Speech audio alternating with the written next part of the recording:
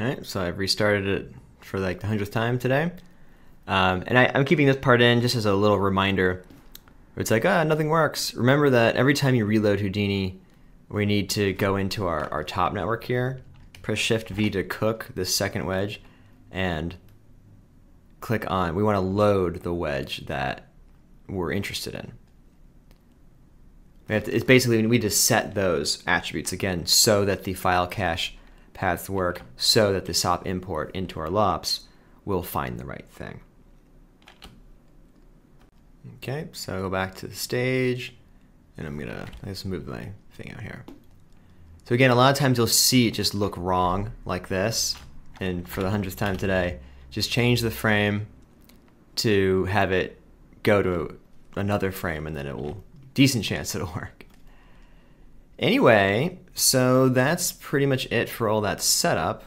I'm gonna keep our headlight view on here. But for Karma, I just want to mention some last things, which are, when we switch over to the Karma beta here, it's just going to use some default settings. If we don't want to use the default settings, we can literally put down a Karma render properties. So by putting that down, we can now change, much like if you look at like the mantra ROP, we can change various things. You can even put down a Karma node itself, which has this odd shape, because this can be like render to disk. We actually want to use the Karma render to render these files, to disk using whatever camera. This is not the right camera. There it is. And so on and so forth, where the files will go. Another thing we might want is motion blur. Motion blur doesn't work by default here.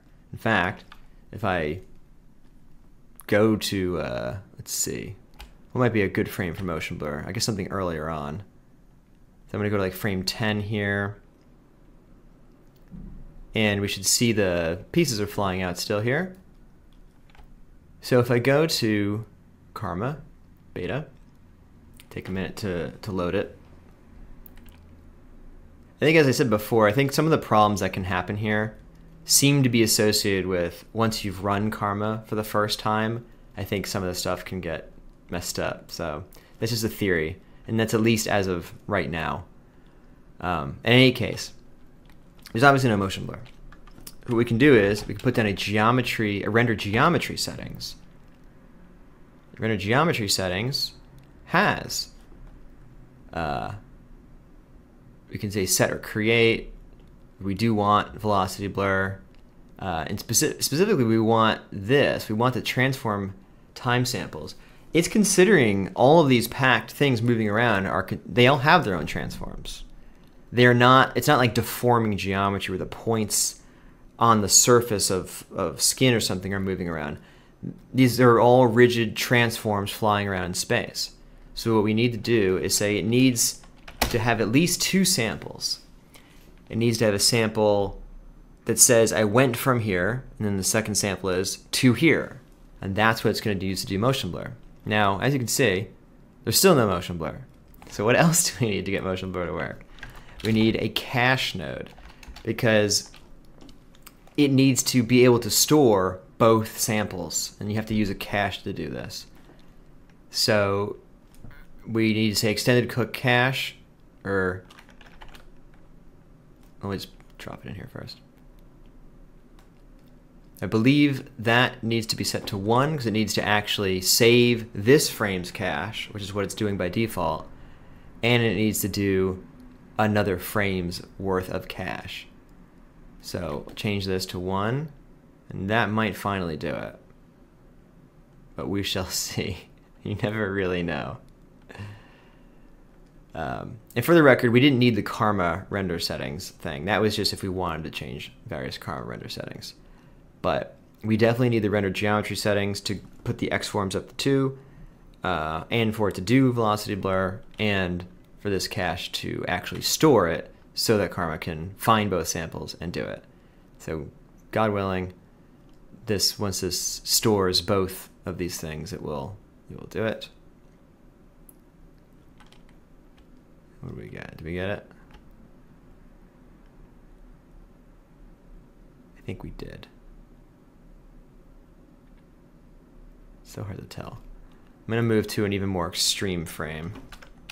I'm starting to think actually maybe that we did not get it. Let me go to frame 5.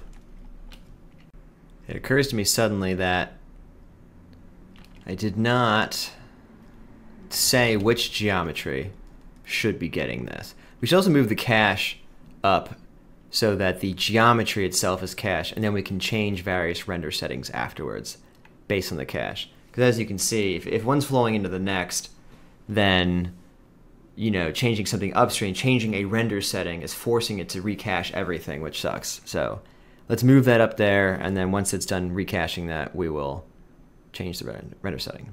Okay, so like I was starting to say, the render geometry settings, the primitives here are not necessarily what we want. Apparently it's just changing the render geometry settings on the Karma render settings, which doesn't make any sense. So let's tell it to just say, hey, do all geometry. So it puts some crazy expression in there, but it should resolve anyway to everything. So now, if we cross our fingers, now we should see some motion blur in here. And we do. Finally, thank God. So there it is, blurred. Strange, again, seeing motion blur in what is essentially a viewport. But that's what we got. So that is cool, ultimately. Once we got past some of the bugs that are being squashed every day, it's really cool. It's definitely going in a very cool direction. It's just wild being able to just fly around essentially inside of a render. So there you go. We did it. We got everything into Karma, and as I've said with other kinds of setups, once you have your setup, you're good. Now we can make changes quickly and whatnot. Well, I hope you enjoyed the lesson. I hope you enjoyed everything. There's the constraints were a whole lesson in and of itself. The fracturing was a whole lesson in and of itself. The procedural modeling of the building was a lesson in and of itself. Learning how to use tops, task operators, to render out text-filled gallery movies. Solaris was a lesson of itself. I ended up wanting to just improve Rigids 2 so much that I added quite a bit into it, but I hope it was all covered with the respect that it deserved. And I hope you will agree, and I hope you'll send me what you come up with. So I'm going to let this finish up by finally rendering this. There we go. Go back to the camera. And we'll let this resolve, and I'll end the video as soon as it finishes resolving, just for fun. Just so we can really sit back and reflect. Until next time.